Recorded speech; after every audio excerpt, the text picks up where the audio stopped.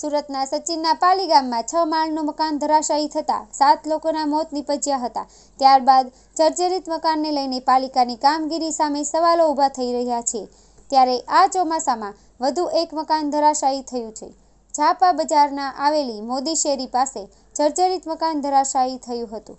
વર્ષો જૂનું મકાન છેલ્લા ઘણા સમયથી બંધ હાલતમાં હતું એ ધડાકાભેર નીચે પટકાયું હતું, જેથી આસપાસમાં ભયનો માહોલ સર્જાયો હતો। જ્યારે મકાન પડ્યા અંગેની ફાયર બ્રિગેડ અને પોલીસને જાણ કરવામાં આવી હતી, જેથી ફાયર બ્રિગેડની ટીમે ઘટના સ્થળે પહોંચીને કાટમાળ ખસેડવાની કામગીરી શરૂ કરી દીધી છે। જ્યારે પોલીસ અને પાલિકા તંત્રને ઘટના સ્થળે પહોંચીને તપાસ હાથ ધરી હતી।